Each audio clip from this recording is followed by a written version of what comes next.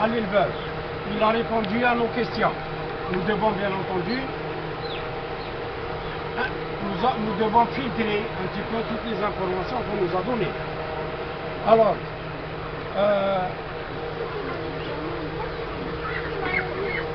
la première des choses, le poussin. Nous avons beaucoup de poussins prostrés. Nous avons beaucoup de poussins prostrés. Certains poussins n'ont pas consommé leur aliment, leur jabot est vide. La température, touchez ici. Regardez, le sujet est en hyperthermie. Hein? Il est en hyperthermie. Le sujet est en hyperthermie. Alors, un autre point important dans l'audit. En hyperthermie. Il est en hyperthermie.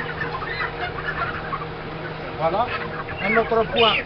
Un autre point important dans l'audit, regardez s'il vous plaît, l'aliment. On doit toujours prendre l'aliment.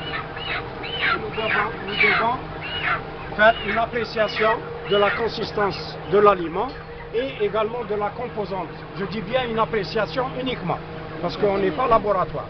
Oui. Regardez le nombre, le maïs, s'il y a du maïs, tout au soja, etc. Et vous devez, s'il vous plaît, vous devez sentir l'aliment. Voir si l'aliment est moisi ou pas.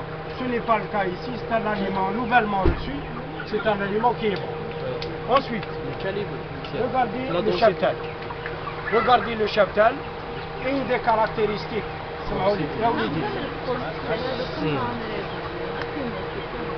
une des caractéristiques, justement, de ce bâtiment-là, vous voyez, nous sommes en surdensité. C'est ce qui explique que cette litière est souillée. C'est ce qui explique que le sujet nous a fait des diarrhées. Des sujets nous ont fait des diarrhées et même ce cheptel a fait l'objet de coccidiose. Avant, il a fait l'objet de coccidiose.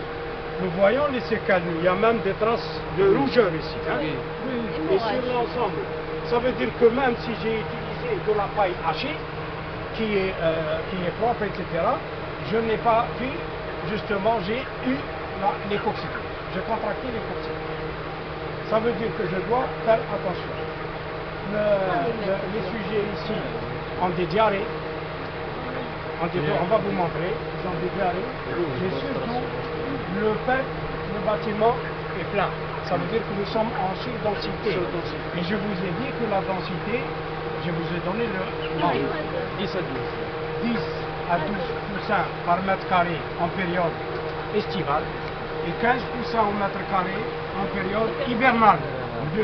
Mais tout dépend, bien entendu, de la souche. Vous avez des souches légères, vous avez des souches lourdes, n'est-ce pas? C'est important.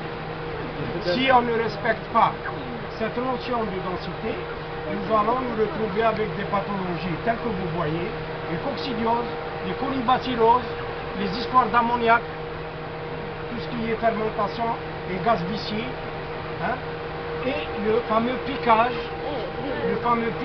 ensuite.